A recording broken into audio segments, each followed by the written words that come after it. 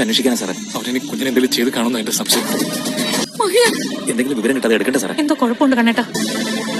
Mahalakshmi hello കൈസ്, അങ്ങനെ നമ്മുടെ മഹാലക്ഷ്മി പുതിയ പ്രമോല് നമ്മളൊക്കെ വിചാരിച്ചതിനപ്പുറമാട്ടോ കാര്യങ്ങള്.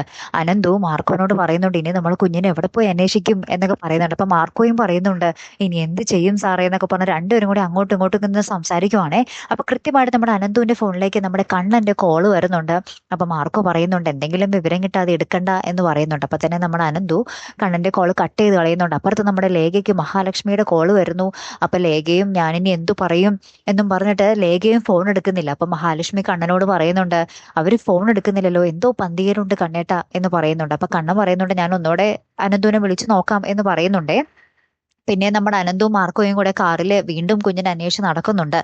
പക്ഷെ സംഭവങ്ങളെല്ലാം കൈവിട്ടു പോയ ഒരു സ്ഥിതിയിലാട്ടോ.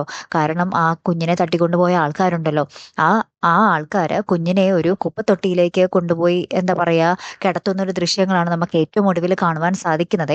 അപ്പൊ ഈ വിവരം കുഞ്ഞിനെ കൊണ്ടുപോയി കളഞ്ഞ വിവരം നമ്മുടെ പ്രതാപൻ അമ്മയെ നമ്മുടെ മുത്തശ്ശി അറിയിക്കുന്നുണ്ട്. ഇനി എന്തൊക്കെയായിരിക്കും സംഭവിക്കാൻ പോകുന്നതല്ലേ, ആ കുഞ്ഞിന് ആരായിരിക്കും രക്ഷകയായിട്ട് വരാൻ പോകുന്നത്? മിക്കവാറും നമ്മുടെ മുത്തശ്ശി ആ കുഞ്ഞിനെ രക്ഷിക്കാനാണ് സാധ്യത കൂടുതൽ.